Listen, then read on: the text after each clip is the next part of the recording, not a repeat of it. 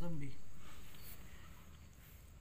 ومن قام رمضان ایمانا واحتسابا غفر له ما تقدم من ذنبه او كما قال علیہ الصلوۃ والسلام۔ نبی اکرم صلی اللہ علیہ وسلم کی حدیث ہے، جس نے رمضان المبارک ایمان اور احتساب کے ساتھ گزار لیا،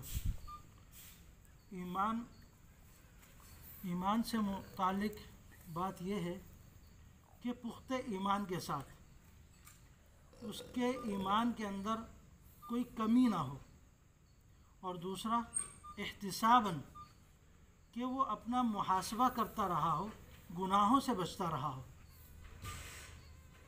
گناہ نہ کرتا ہو روزہ رکھ کر۔ حالانکہ جو شخص روزہ رکھے گا ایمان تو اس کے اندر ہوگا ہی پہلے سے، لیکن پھر ایمان کی قید کیوں لگائی؟ من صام رمضان، جس نے روزہ رکھا رمضان کا ایمان کے ساتھ۔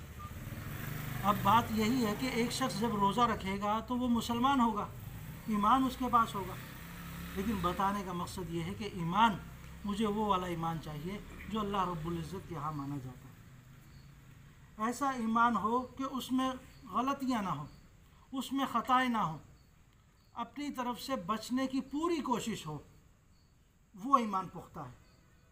جہاں اپنی طرف سے بچنے کی کوشش نہ ہو تو وہ ایمان پختہ نہیں ہے، وہ ایک رسمی ایمان ہے، وہ ایک رسمی مذہب کو اختیار کیا ہوا ہے اور لوگوں کے ساتھ ایک رواج کی طرح گزارا جا رہا ہے۔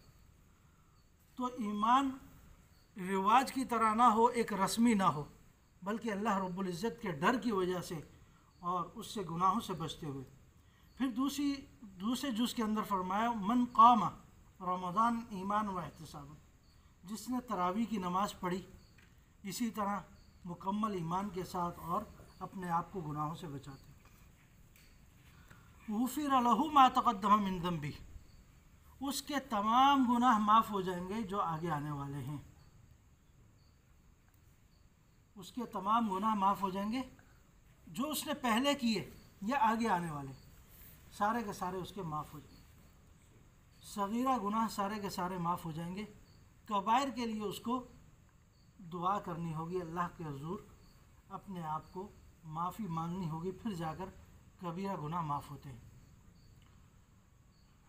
اس کے اندر دو باتیں سمجھ میں آتی ہیں، ایک یہ کہ تراویح پڑھنا اور دوسرا روزہ رکھنا مکمل ایمان کے ساتھ اپنے آپ کو گناہوں سے بچاتے ہوئے۔ اب ان دونوں کو ایک حدیث کے اندر بیان کیا ہے۔ اب بعض لوگ یہ سمجھتے ہیں کہ اگر میں اگلے دن روزہ رکھوں گا تو آج تراویح بھی پڑھوں گا، اور بعض اگر تراویح نہیں پڑھتے تو پھر روزہ بھی نہیں رکھتے کہ میں نے تراویح تو پڑھی نہیں، اب میں روزہ کیوں رکھوں؟ حالانکہ یہ غلط ہے۔ تراویح مستقل عبادت ہے اور روزہ مستقل عبادت ہے۔ کوئی شخص اگر تراویح نہیں پڑھتا تو اس سے یہ نہیں ہوگا کہ روزہ اس سے ساقط ہو گیا، روزہ وہ رکھے گا۔ اگر کسی نے تراویح پڑھی اور روزہ نہیں رکھتا پھر بھی وہ الگ ہے، مستقل الگ چیز۔ جس طرح فجر کی نماز ہے اور ظہر کی نماز الگ ہے، اسی طرح تراویح الگ ہے اور روزہ الگ ہے۔ روزہ اور تراویح ایک دوسرے کے ساتھ ملے ہوئے نہیں ہیں کہ اگر میں تراویح پڑھوں گا تو پھر روزہ رکھوں گا، اگر تراویح نہیں پڑھوں گا تو روزہ نہیں رکھوں گا۔ بعض لوگ یہ کرتے ہیں تو یہ بہت بڑی خطا ہے، وہ دو گناہ ایک ساتھ کر لیتے، ایک تراویح چھوڑنے کا اور دوسرا روزہ بھی چھوڑنے کا۔ تو میرے عزیزو، اگر کوئی ایک چیز چھوٹ جائے تو دوسرے کو نہ چھوڑے بلکہ اس کی قضا کر لے۔ اللہ تعالیٰ عمل کی توفیق عطا فرمائے۔ وما علینا الا البلاغ۔